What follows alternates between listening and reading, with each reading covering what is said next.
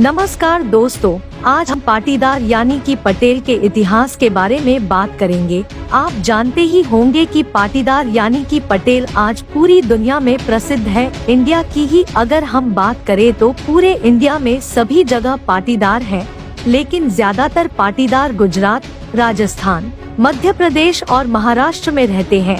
सिर्फ ब्रिटेन में ही लगभग 2 लाख से अधिक पाटीदार हैं, जो कि वहां पटेल नाम से जाने जाते हैं।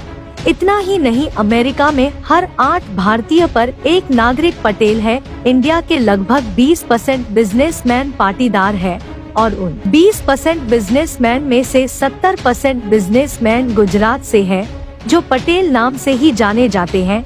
भारत में भी पाटीदार को अलग अलग उपनाम से जाना जाता है। पाटीदार समाज की जनसंख्या पूरे भारत में लगभग 30 करोड़ के आसपास है। आप जानते ही होंगे, भारत के सबसे पहले गृह मंत्री सरदार वल्लभ भाई पटेल भी पाटीदार समाज से ही थे। यह थे पाटीदार के बारे में कुछ फैक्ट। अब मैं आपको पाटीदार का इतिहास बताने जा रही हूँ कि पाटीदार की उत्पत्ति कहाँ से हुई, किस तरह पूरी दुनिया में पाटीदार ने अपना नाम फैलाया। पूरी इन्फॉर्मेशन के लिए वीडियो को लास्ट तक जरूर देखिएगा। ये वीडियो देखने के बाद आप भी इन पे गर्व करेंगे। वैसे तो पाटीदार के इतिहास के बारे में कई पौराणिक कहानियां हैं, लेकिन कहा जाता है कि पाटीदार आर्य समूह के वंशज हैं, जो कि सिंधु घाटी में बसे हुए थे, जो आज भी पंजाब और पाकिस्तान के बीच में स्थित है। फिर आर्य समूह काम के हिसाब से 4 भागों में विभाजित हो गए। पहला ब्राह्मण, जिनको शिक्षा और धार्मिक सेवाएं दी गई। दूसरा क्षत्रिय, जिन्होंने युद्ध में भाग लिया और शासन किया। तीसरा वैश्य, जिनको व्यापार का काम दिया गया। और चौथा क्षुद्र, जिन्होंने तीनों समाज की सेवाएं की। इसके बाद क्षत्रिय को फिर से 3 वर्गों में विभाजित किया गया। पहला राजन क्षत्रिय, जो राजा और नेता बने। दूसरा क्षत्रिय योद्धा, जो युद्ध लड़े। तीसरा कुर्मी क्षत्रिय, जिन्होंने युद्ध काल में खेती और युद्ध के समय सेना की मदद की, जो बाद में सिर्फ कुर्मी के नाम से जाने लगे। फिर कुर्मी समाज भोजन के लिए खेती करने लगे और गायों को पालने लगे। आज जो भी पाटीदार है, वह सभी पाटीदार उन्हीं कुर्मी के वंशज हैं। आगे चलकर ईरान, इराक जैसे विदेशी देशों ने पंजाब क्षेत्र में बसे लोगों पर हमला करना शुरू कर दिया और घरों, खेतों और मंदिरों को लूटना शुरू कर दिया। इन हमलों को देखकर कुर्मी और अन्य लोग पंजाब छोड़ने पर मजबूर हो गए और भारत के अलग अलग हिस्सों में जाकर बस गए। कुर्मी का एक बड़ा समूह गुजरात के उंझा के पास चला गया।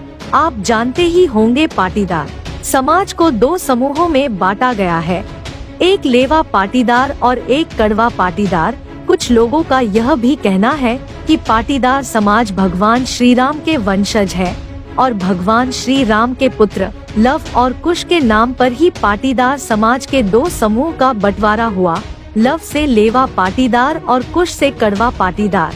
18वीं शताब्दी खत्म होते होते कड़वा पाटीदार के पूर्वजों ने जाना कि शिक्षा से ही समाज की उन्नति हो सकती है, तो उन्होंने फंडिंग स्टार्ट की। उस पैसे को वो समाज में शिक्षा के लिए लगाने लगे, जिसने एजुकेशन को रिवॉल्यूशन में मोड़ दिया, जिसने आने वाली पीढ़ी को कई उद्योगपति, व्यापारी, डॉक्टर, इंजीनियर, लेखक, वैज्ञानिक, प्रोफेसर, सैनिक और कई राजनीतिक बनाने में मदद की। आज की पाटीदार पीढ़ी 130 साल पहले स्टार्ट की गई एजुकेशन रिवॉल्यूशन का ही रिजल्ट है। 19वीं शताब्दी की शुरुआत में कड़वा पाटीदार समाज ने कई सम्मेलन बनाए और सभी को जागरूक किया और पुराने रीति रिवाजों को बदलने के लिए प्रेरित किया, जैसे कि बाल विवाह, अंतिम संस्कार समारोह, दहेज और मृत्यु भोज। इस तरह की सोच ने काफी पाटीदारों को प्रेरित किया। आज हमारा इतिहास बहुत समृद्ध है और प्रेरणादायक है। हमारे पूर्वजों ने हमें वर्तमान स्थिति में लाने के लिए कई स्ट्रगल किए हैं। पाटीदारों के इतिहास में ऐसा कुछ भी नहीं है जिन पर हमें शर्मिंदा होना पड़े। So it is proud to be a Patidar.